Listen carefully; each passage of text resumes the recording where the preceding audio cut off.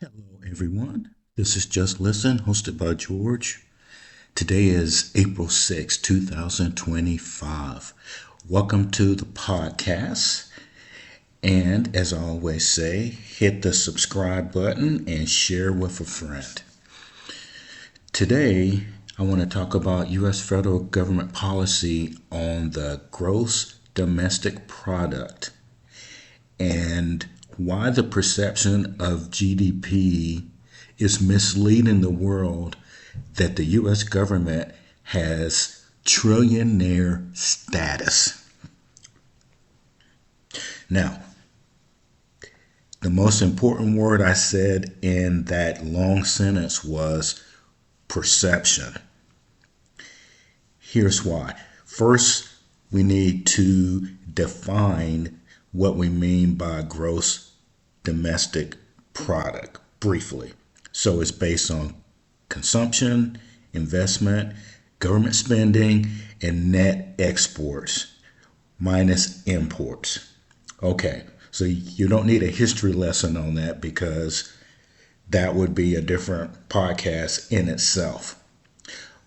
What I'm trying to get to is the perception that gross domestic product has created with the world from the perspective that it seems like, no, it is more likely that the world thinks the U.S. is very, very, very rich. Now, I'm validated by this because every time the administration is trying to make any changes, and I'll get to those changes in a couple of minutes, they go back to GDP and they say, well, our GDP is the highest, with the second closest being, the $10 trillion difference. Now, here's something to consider. There is something called GDP that's measured per capita. If you look at that, then we're not the number one country. Well, so that metric is measured, the gross domestic product per capita is a measure of a country's economic output per person, calculated by dividing the total GDP by the population. Now, if you look at that, then we're not number one. Guess who's number one? Luxembourg. Then you have Singapore. Then you have Ireland, Qatar, Norway, and Switzerland. Why is that important?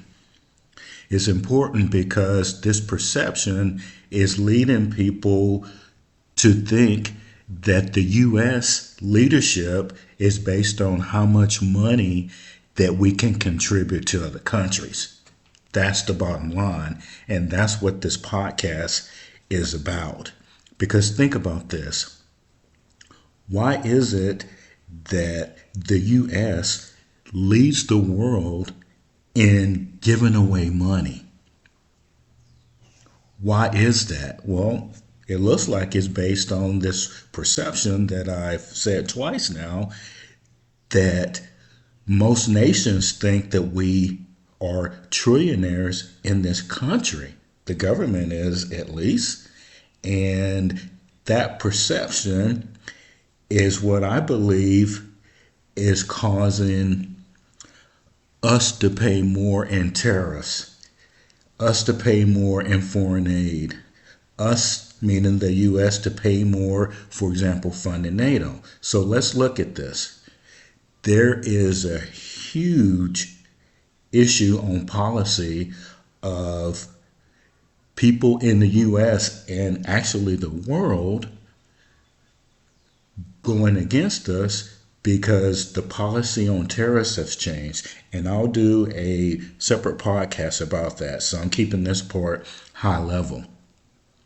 But at the basic level, What I am talking about actually seems to be true because why would you negotiate a trade agreement where the other side puts an additional amount of tariff on the product, and when you export, there's no additional tariff on it up until recently? And I would submit to you that it's based on these other countries thinking that the US government has so much money through gross domestic product that we're not going to miss it. We have trillions of dollars because we are the most productive country ever in the world. Okay, well, last time I looked, that's not true. Now, one of the things that I looked at was government spending.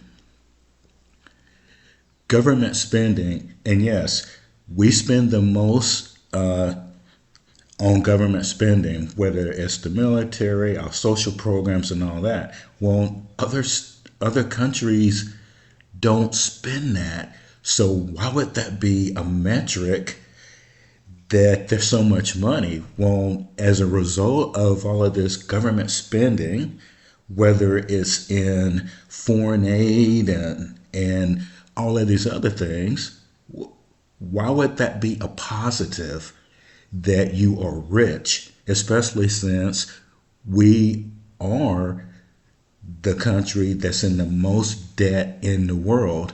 And listen, here we go again. They'll bring up GDP and say, well, we have the capacity to generate trillions of dollars. And it's based on these factors. But then if you look at per capita, totally different. And as a matter of fact, if you look at the countries I named, the United States is seventh compared to that. And that's really important. Why is this important? So, if you look at Luxembourg, that's NATO. If you look at Ireland, I'm sure that that's NATO. Now, the odd one out is Qatar, right? And like I've told you in the past, I believe that the Arabians underrepresent how much money they actually have. And you can't blame them because if you are the richest country in the world, the expectation is that you somehow are going to pay for everything. Now, the United States, and I mentioned the foreign aid, and I talk about it because when I started my podcast, I was just so amazed at how much money goes out of the country toward foreign aid. Now, these aren't foreign loans. This money goes out and we don't get it back from these countries. And we're leading the charge on that when other countries make as much money, but they're not perceived as rich as the United States. Now, let me mention something real quick here. This Elon Musk thing. Elon Musk is wealthy. No one's saying that he's not. But I would submit to you that he is not the richest person in the world. Perception-wise, he is. Why do I say that? A lot of families, especially the Arabians, they divide the money up amongst 15 or 20 people. Well, that would make them worth less than he is. An example in the United States would be, look at the Walton family. If you put all of their money together, they would give someone like an Elon Musk a run for his money to who is actually. But that's perception. And there are higher expectations of people who are billionaires who have money because You expect them to give more to charities. You expect them to hire more people. So I'm blending those together. Another example would be, and I've heard people say this, there is a basketball player named LeBron James. He just got billionaire status a couple of years ago, and the scrutiny on him intensified because they want him to pay for certain things, to give back and do all of these things because the perception again is billionaire status. And if you look at sports, and this is a good example, the perception is that the American athletes are the most paid, highest paid in the world. When we know that that's not true, soccer players make a lot more. You know what the difference is? They don't advertise it. And as a side note, I think it was always a mistake to tell what any athlete's making because we're human. Okay, we realize that wow, this guy is getting paid for something that they love and they're being paid well. So we're all human on that point. So the funding for NATO, I mentioned that a little bit before, but imagine that. Why isn't Luxembourg or Ireland given more? Because their GDP per capita is more than ours. Now, keep in mind, it's the United States that bases a lot of stuff on GDP. So if they are advertising that to the world of how rich they are, expectations are high. Why do you think that people want to immigrate to the United States? Well, one of the reasons would be, as far as I know, their perception is that everybody is rich in the United States. Now, tying it all together with this government policy on GDP, in past years, we have used that to influence other countries with money. Leadership, I've said this several times, and I wish somebody would quote me. Leadership now equals paying people's bills. And as long as the perception to the world is that the United States has all of this great wealth, trillions of dollars, that's not going to change. And that's why the Europeans are railing against the terrorists. Like I said, I'll do a separate podcast about that. And the funding for NATO, because we were playing double. And also with the global warming initiatives last July, and I put it in a podcast that the vice president at the time, Vice President Harris,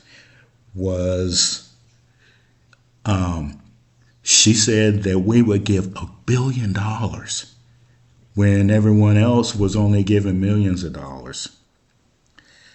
So think about that. In order to change the policies in general and to go in different direction of how we pay for things in the United States and how we get prosperous, don't you think that we need some new ideas and to do things differently, redefine what we perceive as being rich and broadcast that out to the world? This is Just Listen. Please subscribe to my podcast and have a great day.